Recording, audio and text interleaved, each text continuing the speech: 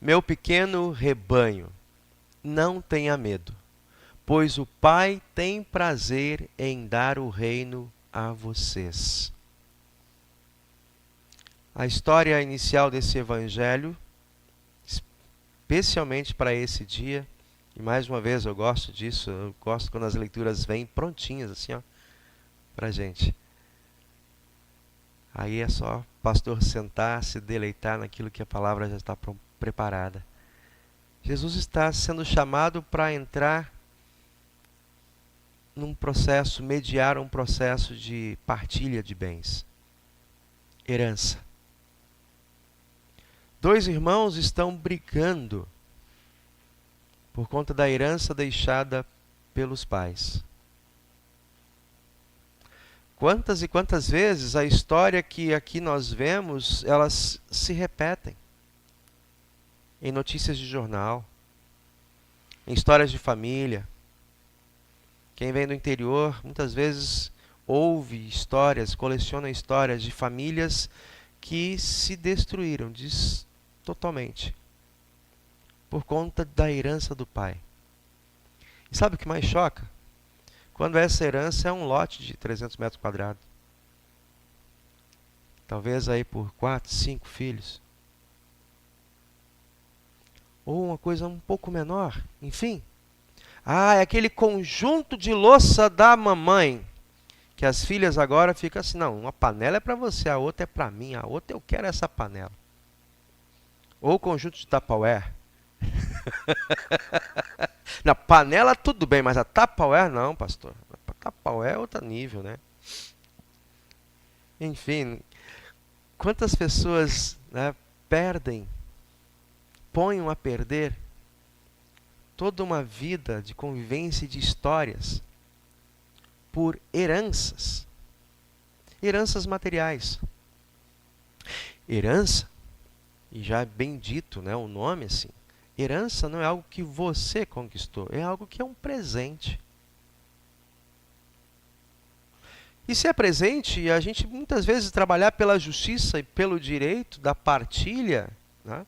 Mas a questão é que se fosse o que mexe, que leva às divisões, é que não é por uma questão de divisão igualitária.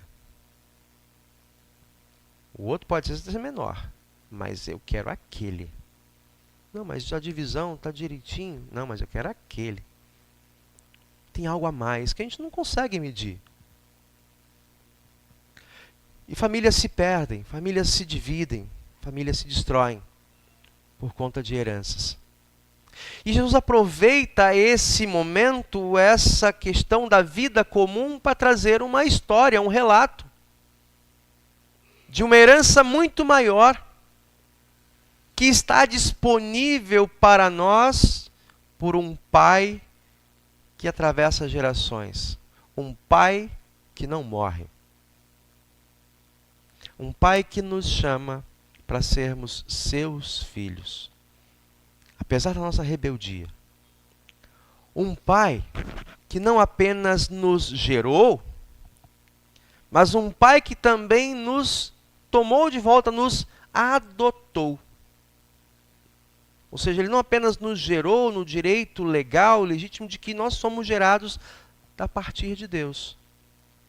Mas ele nos adotou para ele mesmo, quando através de Cristo Jesus ele nos reconciliou, tirou do poder do diabo e da morte eterna e nos tomou para si e falou assim, tu és meu filho. Ele nos promete e garante uma herança que não se extingue, que não se esfacela com o tempo ou com a morte. Mas é interessante que Jesus fala que diante de tantas benesses que Deus tem para dar, a escolha da maioria das pessoas é rejeitar a herança do Pai. Dia dos Pais também nos lembra das correrias, das ansiedades. E uma história que essa semana estávamos conversando entre colegas, de uma experiência de um pastor acompanhando uma família onde os pais trabalhavam pesado para construir, deixaram um patrimônio para os seus filhos. E ele tinha uma loja de eletrodomésticos. Certo dia, da noite para o dia, um curto-circuito na sua loja, que eram os fundos da casa, queimou tudo. Em meio à correria e à tentativa de cuidar daquele desastre, né, o que ele conseguiu retirar foi os filhos e a esposa. No dia seguinte, esse colega disse: eu fui visitar essa família. Quando eu soube, desesperado, corri até eles. E a surpresa foi quando ele chegou lá. Esperava encontrar uma família desolada. Afinal de contas, aquela sensação de empatia. Meu Deus, acabou tudo. Né? Foi-se embora todo o patrimônio. Queimou a casa. Foi notícia de jornal. E o pastor disse que chegou lá e aquelas surpresas. Quem acompanha, às vezes, né, pacientes. Não sei se foi Alexandre, outra pessoa já disse isso. Né? A gente, às vezes, fica pesado. O que eu vou dizer para fulano que está vivendo um drama, uma grande perda? E aí a gente se prepara para ir lá. O que eu vou levar para consolar? E da experiência, nós é que saímos consolados. Isso aconteceu com esse colega. Ele disse que chegou lá e ele falou, eu fiz questão de guardar. Né? Pastor, eu ontem chorei. E chorei muito, claro. Mas depois de tudo, eu dormi. Deus me deu a minha família. E Deus manteve a minha fé. E eu sei que assim Ele vai cuidar de nós. Se Ele alimenta até os passarinhos, pastor, se Ele cuida das vestes, das flores, eu tenho certeza que Ele vai cuidar de mim e dos nossos filhos também. O pastor falou, bom, agora é só a gente correr do mais barato. Né? A vida e a fé de vocês está sustentada. O mais barato é cuidar das coisas materiais. Mas são experiências de vida de quem sabe a quem pertence. Deus vai cuidar de mim, assim como eu vou cuidar dos meus filhos. Deus vai cuidar de mim. Eu não preciso entrar em desespero, pois se Ele cuida até mesmo dos passarinhos e das flores dos campos, não é sentir-se aqui orgulhoso, mas é olhar para o valor da vida que Deus te dá. E da maneira como Ele valoriza a sua vida no sentido de te dar, te dotar com dons, com habilidades, em condições também, para que não te falte nada. Eu não entrei em detalhes com esse colega, mas certamente essa foi também uma experiência fortíssima para aqueles filhos que estavam ali enlutados. O pai podia ter buscado forças ali, mas os filhos, diante daquela situação, para onde eles vão recorrer?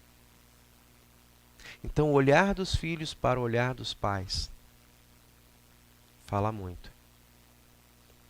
E quando os pais não sabem para onde olhar, o melhor lugar é olhar de novo para a cruz de Cristo. Esse Deus que vem, de fato, se importa com nossas vidas e nos abençoa com tudo o que nós necessitamos para o corpo e para uma vida digna. Afinal de contas, não é isso que nós pedimos? Estudamos agora, na última quarta-feira, sobre a oração, falando sobre uma petição em especial, tão pequenininha, mas com uma profundidade de ensino. Nós pedimos na quarta petição. Quem lembra? Ezequiel. Quarta petição do Pai Nosso. O pão nosso de cada dia nos dá hoje. O pão nosso de cada dia nos dá hoje. Por que eu marco cada palavra? Porque cada palavra tem um peso, sim. O pão não é simplesmente pão, disse Lutero. Não é só aquela massa que você toma no café da manhã, às vezes corrido. Não. É também a mesa onde você se assenta para comer o pão. É também a casa onde a mesa está inserida para você se abrigar. é a vida e as pessoas que você tem ao lado para compartilhar contigo essa vida, o seu dia a dia. Tudo isso é Deus quem dá, diz Lutero. E ao orarmos assim, o Senhor Jesus quer que nós reconheçamos que tudo quanto nós precisamos, necessitamos, vem da parte de Deus. E hoje nós ouvimos Jesus falar aqui: não tenha medo, pequeno rebanho, porque o Pai de vocês lhes dá todas essas coisas. Olhar pelo pão de cada dia, preocupar-se pelo pão de cada dia, nos faz lembrar, sim, o ensino, a experiência do povo hebreu caminhando pelo deserto, onde recebia a cada dia a sua porção, o seu alimento, o seu maná. E a palavra do Senhor: não temam, não colham pelo dia seguinte, confiem em mim. E com certeza muitos falam assim: mais vale guardar do que confiar. E qual foi a surpresa? No dia seguinte, aquilo que eles tinham guardado estava tudo estragado, vencido. Né? Mais vale confiar na palavra de Deus. Porque até mesmo a comida, ela se estraga. Até mesmo o nosso patrimônio, numa chuva, se vai. Até mesmo a nossa saúde, de repente, nos falta. Essa semana, na quarta-feira, eu estava aqui no estudo bíblico com o Alexandre, falando: estou bem. Voltei para casa e fiquei muito mal. Graças a Deus, Deus me deu família. A gente não sabe o dia de amanhã. Mas a palavra de Deus, ela não falha. E mesmo na hora da morte. Aquela preocupação dos pais: não, eu tenho que trabalhar, eu tenho que produzir, eu tenho que criar um legado, eu tenho que deixar um patrimônio. O que será dos meus filhos se eu não estiver aqui amanhã? Tolo. Tolo. Está tão preocupado se você morrer essa noite. O amanhã pertence a Deus. Confia no Senhor. Não significa com isso, meus irmãos, que nós tenhamos, né, e eu gosto de reforçar, porque a nossa mente ela é muito maquiavélica, né, ela é muito danadinha. Por quê? Porque muitas vezes nós pegamos o gatilho do que o pastor está falando para falar assim: então não tenho que me preocupar com o dia de amanhã, eu posso simplesmente deitar lá e esperar que o maná caia. Se joga as cordas. Não é para isso. É reconhecer as dádivas e os presentes que Deus te dá hoje. Jovem, aproveite o viço da vida e o tempo e oportunidade de estudar e estude. É privilégio, é oportunidade, é também responsabilidade. Se eu não aproveito hoje o dia que Deus me deu, esse dia se foi. Não aproveito mais, é só uma memória de algo que eu poderia ter feito. Então aprendamos a valorizar o dia de hoje. Se é um dia de descanso, descanse. Se é um dia de atividade, atue. Se é um dia de estudar, jovens, estudem. Chegará o dia em que estudar será um desejo e não mais uma oportunidade, né, Francisco? Adultos, se é tempo de trabalhar, trabalhem. Parem de almejar os que já estão aposentados, né, seu Luiz? Bom é a vida do idoso, olha lá, não faz nada, passa o dia jogando, né? Passa o dia conversando, dá até para escrever poesia. Né? Bom é a vida do idoso. Aí, como na cena de um filme, né, um senhor já idoso, bem rico, chegou um sobrinho, né, o Hassum faz esse filme. Boa é a vida do Senhor.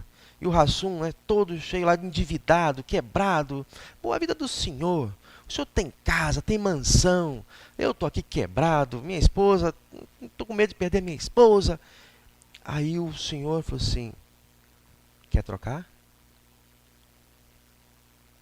Eu daria a você toda a minha fortuna pela sua juventude, pelo vício da vida, pela família que você tem. Eu tenho dinheiro, mas a minha esposa morreu, os meus filhos não estão comigo. De que me vale tudo isso? A saúde eu já não tenho. Então ficar na expectativa do amanhã e você não curte o hoje, que é presente de Deus para você. Não sejam ansiosos com as coisas que vocês não têm, mas curtam o que Deus dá para vocês como presente. Porque essa ansiedade é muito comum do mundo e o mundo gira assim. Pela insatisfação do coração, pela ansiedade que nos torna consumidores de coisas que eu preciso ter. Ilusão, ilusão, diz o sábio, como correr atrás do vento. Essa riqueza que é trocada pela sua saúde, pelo vício, pelos relacionamentos, pelo encontro com outras pessoas, pelas memórias que vão sendo acumuladas. Em toda essa caminhada de Jesus, guarda aquilo que é bom, aquilo que não se perde, aquilo que te acompanha quando ainda é criança, na pia batismal, que te acompanha ao longo da sua vida adulta, durante todos os seus dias, mesmo quando for velho, em que olhar para trás e pensar, o que tenho das memórias? Essa semana eu tive um sonho muito gostoso e uma oportunidade que Deus deu. Eu falei com a minha esposa, eu sou luterano, não sou muito dessa coisa de vir sonho, não. Então é palavra. Mas eu sonhei com alguém num abraço, um abraço gostoso, tá? Com um professor meu do seminário. Ele foi meu algoz, foi ele meu orientador, o arguidor da minha monografia, mas falou pesado para mim na minha monografia. Eu saí da sala cabisbaixo, naquele orgulho, minha primeira monografia, cabisbaixo, né? E aí meus colegas falaram assim, nossa, o professor tal acabou com o Erison. Aí eu falei assim, tá aí. No ano seguinte eu tinha que fazer outra monografia. Ele foi meu arguidor, rebentou comigo. Vai ser meu orientador. Se ele é bom para arguir, tem que ser bom para ensinar. Foi meu orientador. Me acompanhou, me ajudou na minha monografia. Talvez ele pensou que eu jamais ia procurar por ele de novo. Ele era insistente, metódico.